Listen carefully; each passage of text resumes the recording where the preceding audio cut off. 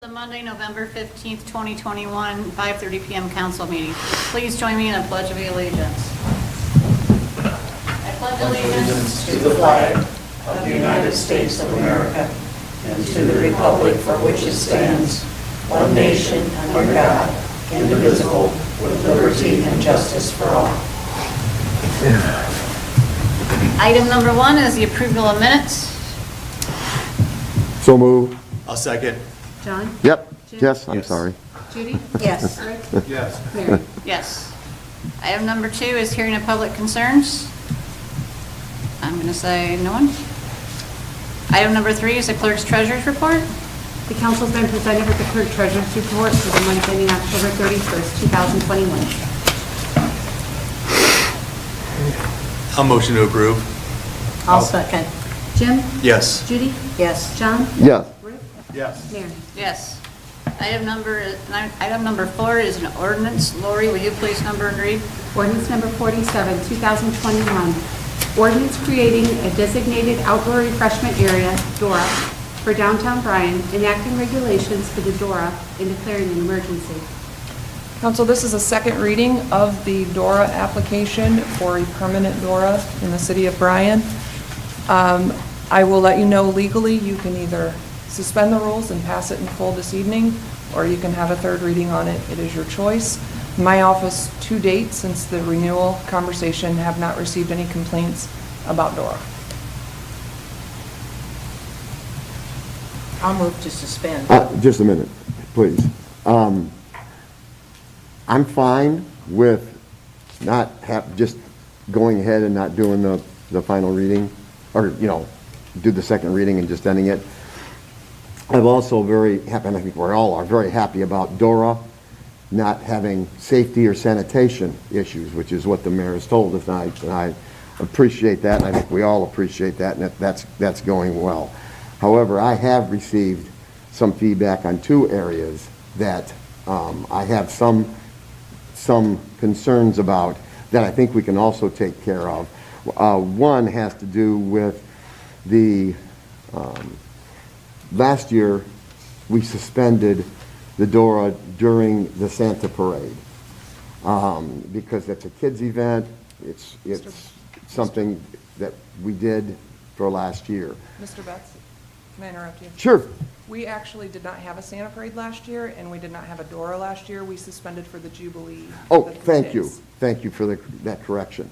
No, stop me anytime I'm incorrect. I'm always up for that. So let me put it this way. We have in the minutes and a number of comments that the Jubilee and kids activities like the Santa Parade, we were going to look at and determine at the time what we were going to do. And I talked to the mayor, when the issue came up, I talked to the mayor about this a few days ago. Part of the problem is at this point, and I think the mayor believes, and she's looking into it, that you have to give 30 days notice to suspend. So if that's the case, we're past that. Don't mean to be obvious, but we're past that. So if that's the case, there's not much that can be done this year. However, next year I have it in my phone. If nobody else brings it up, I will bring it up because there's more than one person that is expressing this concern. And I think most of just for your information, most of the comments I'm getting is just during the parade. Literally everyone I've talked to really likes this. It's getting a lot of really good reverberation, I guess. The Chris Kindle, a lot of people are really I'm looking forward to it when I heard some of the things that were going to be there. So that's not the issue. The issue is just like a 5:30 to 7:30 when the kids are there and the families are there and they're seeing Santa Claus. Can we just kind of hold the alcohol sales during that time? So that's something we can discuss next year. Okay, that's a next year thing because it sounds like we're not gonna. Even if the mayor hears tomorrow, even if the mayor hears tomorrow that you don't need to suspend it for 30 days, We would then need to meet again. I do not want to do that. That's an expense I don't think we need to incur for this issue. So I would not be in favor of that, just so you know. But I would be in favor of a timely discussion next year to see if we can have this balance between those who are more in favor of the alcohol and those who are not, and just kind of balancing it by having a few hours. That's a next year issue from my. Aren't we still able to, if there is an issue, suspend it? So. If like something does happen during the, If something would happen on an emergency basis, yes, I can have it stopped and suspended until we can get proper authorities out. But in our DORA language under Section 5, in order for you to temporarily suspend it for a period of 7 days to accommodate special event permitting, which this parade would be, you would need to pass a resolution. You don't have that type of resolution drawn up. I think initially, we definitely gave the chamber more than 30 days notice for the Jubilee because we felt that's fair. And that may have just been a house rule, and that's what I could not tell Mr. Betts. I can't find legally where we're required to give 30 days notice. I think it was just kind of a courtesy house rule that we all kind of agreed on. But it does say in our DORA language that you would have to suspend it by resolution, not by motion, for up to 7 days for a special event. Well, this year too, this is going to be a trial. If we don't have any problems with it this year, that's going to kind of be a guideline for us to go on next year also. It's not so much a problem.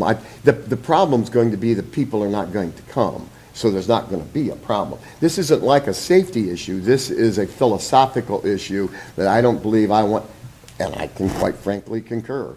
I don't want to bring my kids down to see Santa Claus with people drinking.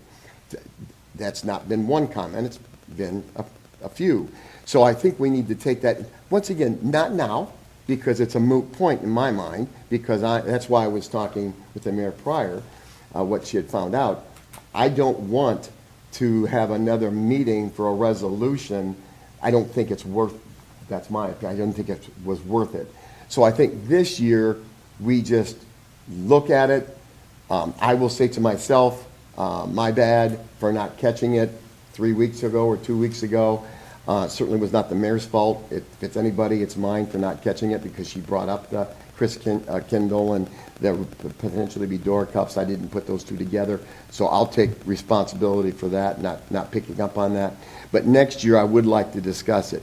The second thing that I've heard is I have talked to, over the last week or two, a number of the liquor permit holders, and there is some concern about inconsistent application of the rules.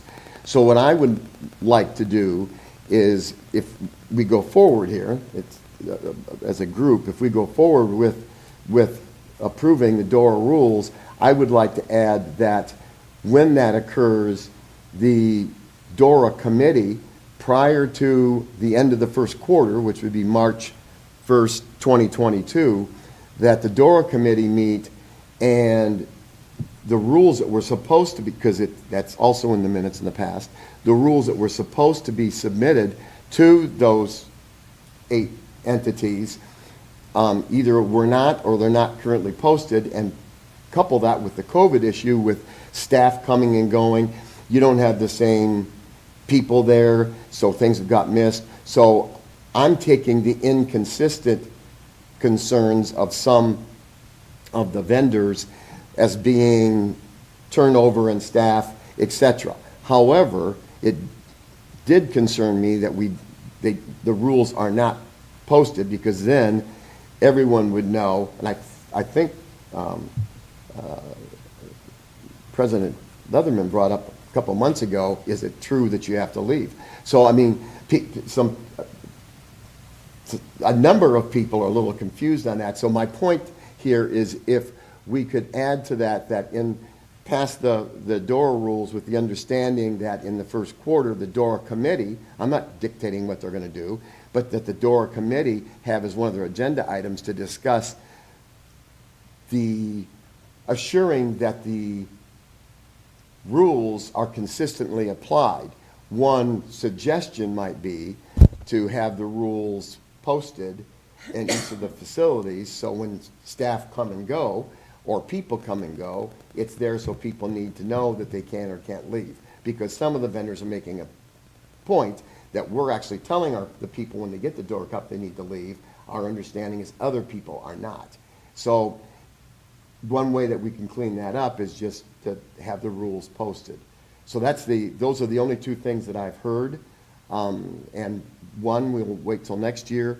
And the other one, I would like to see, I think it makes some sense to have some consistent application of the DORA rules across all 8 of the liquor permit holders. Sure, and when we started DORA, Dan and I got on Zoom calls and made that available several times for all of the liquor permit holders.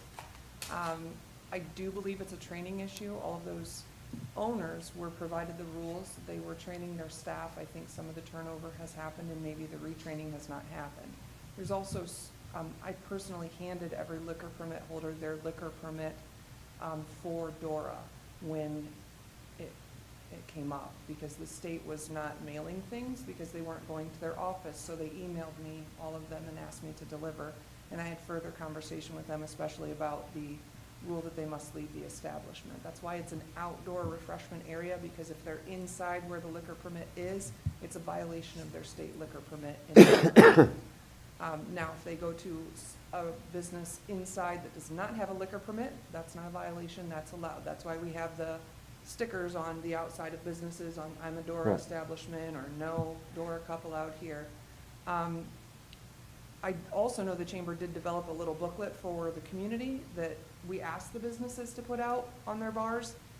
We cannot force that. But yeah, I think at the beginning of the year, we can do another type training. We still have the go-to-meeting option. Happy to send those links out and do a little bit of do's and don'ts of DORA. But it is on the business's establishment to form and follow those rules. And as I expressed with you last night when we discussed, I mean, I would prefer not to call the state and have Right. them enforce this, because that's who would enforce it. It's a liquor law. So- And my concern is that some of the people that are seeing this as inconsistent are the ones that are gonna call the state, think this through. If they're feeling as though I'm being slighted, they're gonna want some remedy, right? So that's what the mayor and I talked about a little bit yesterday, that from my perspective, I think we can kind of clean it up by just saying, hey, here are the rules and regs, make sure you know them, make sure, well, it's up to the DORA committee. Make sure they're posted, make sure your staff know, et cetera, because I did go to just to test it, you know me, just to test it, I did go to an establishment and asked them if I bought this beer, could I just stay here?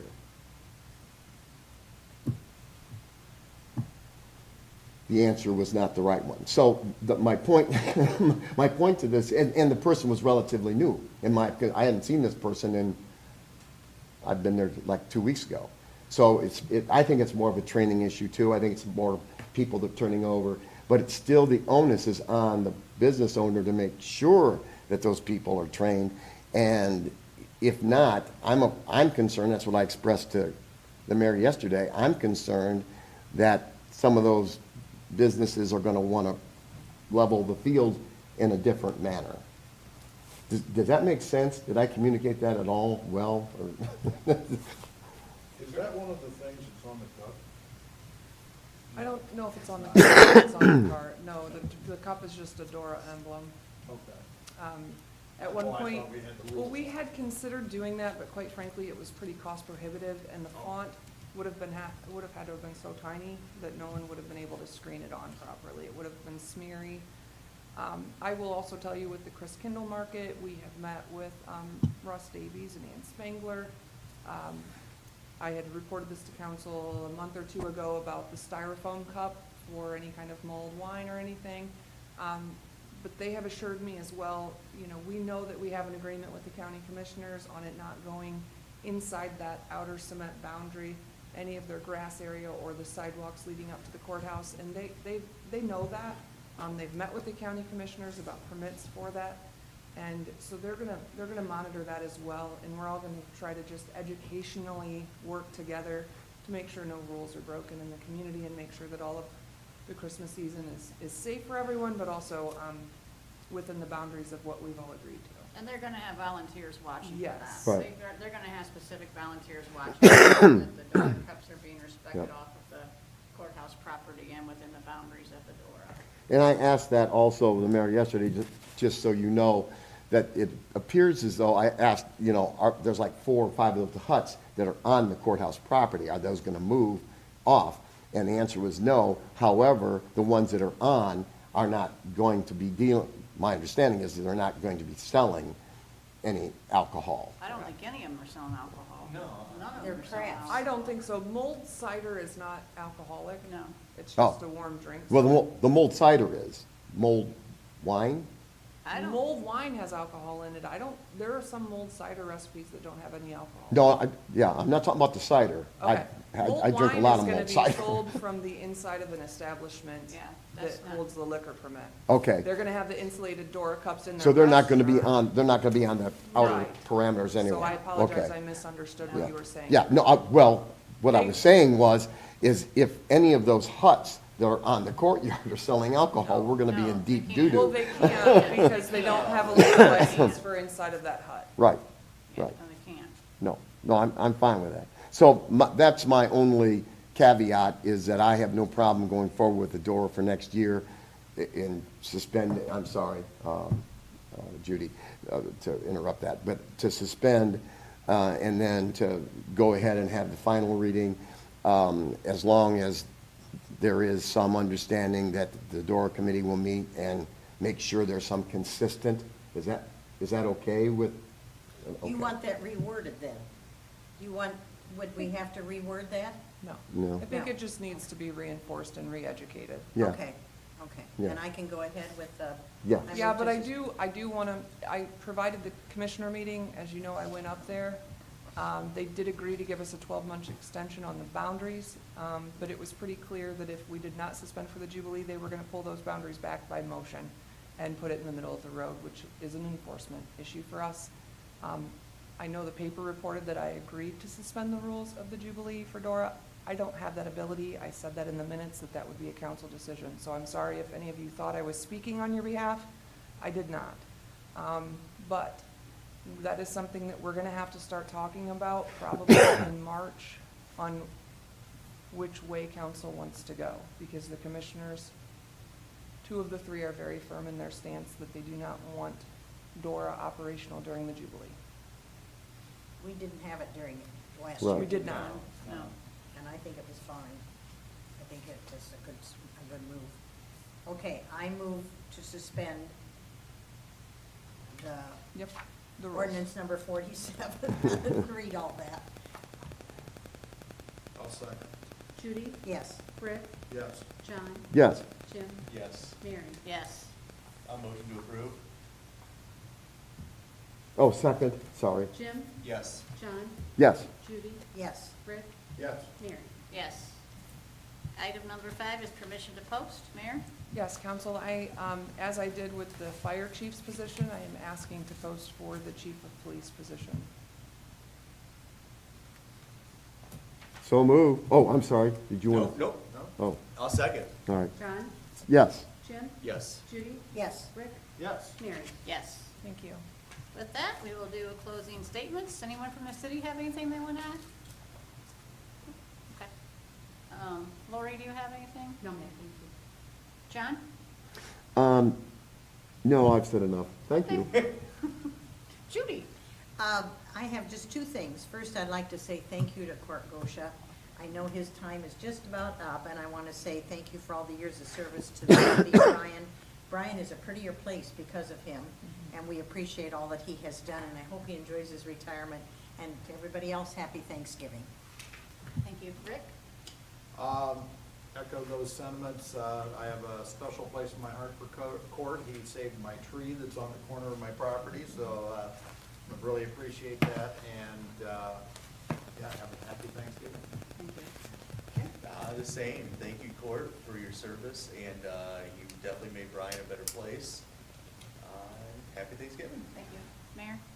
Yeah, I'm just gonna say the end of the year is gonna be pretty tough for us because we have Chief Sider's retiring, Court retiring, Sandy Bostetter retiring.